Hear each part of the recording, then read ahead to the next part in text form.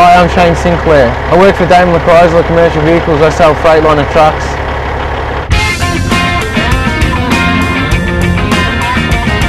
We had some people come in and explain what Bible translation was. They were working in the Philippines, and from there I basically became interested in Bible translation myself. So when I actually heard what needs were out there, people that existed that didn't have the scriptures in their language, and I understand the impact that the Bible actually has on people. So yeah, I decided that I will also get behind Wycliffe and Bible translation.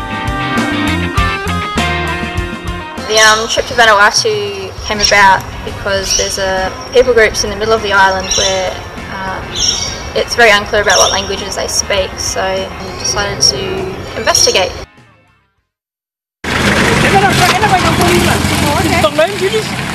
There's no real roads, there's dirt tracks and goat tracks, and we'd have to hike and we'd have to jump in the back of utes.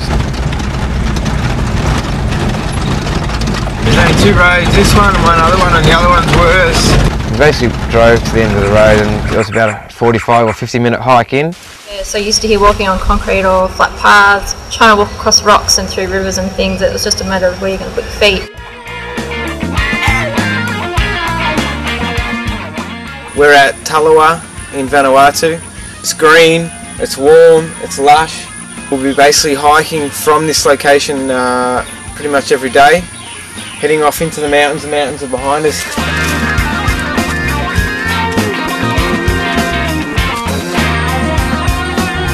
Melissa and Julie, they took word lists.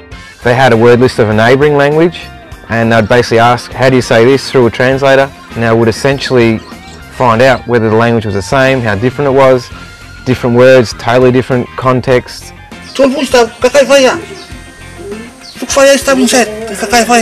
I would also take voice recordings of custom stories to basically compare the custom story in one village to another village. I would ask them, what language did the children speak, what language did the older people in the village speak. We're trying to find out language shift to see whether new languages were coming through, whether language that had been around for a while, whether they were dying.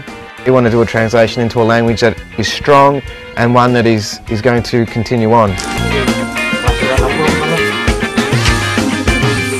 That was a really successful time we just had at the village.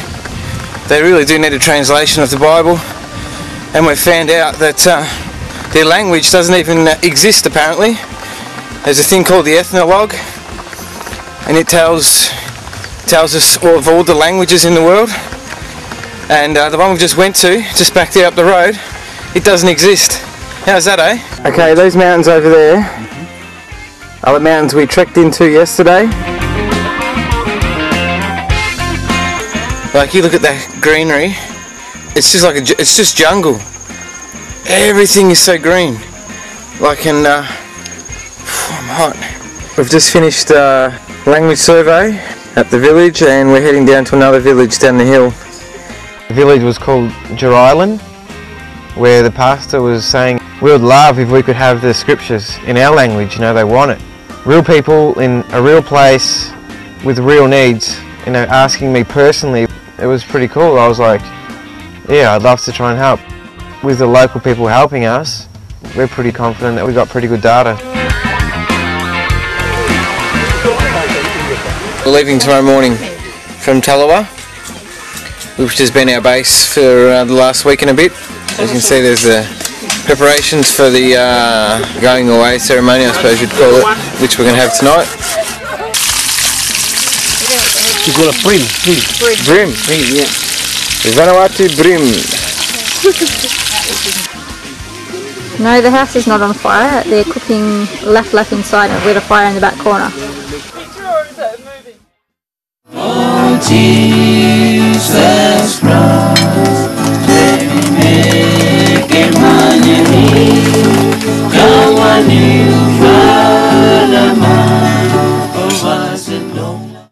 once our training's finished this year, we'll be off to Uganda.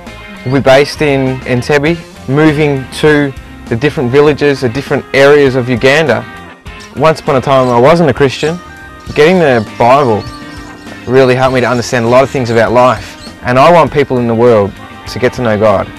And without the Bible in their language, they're going to struggle. It's going to be hard for them. Shane. So that's why I want to be with Wycliffe. I want to give people God's Word.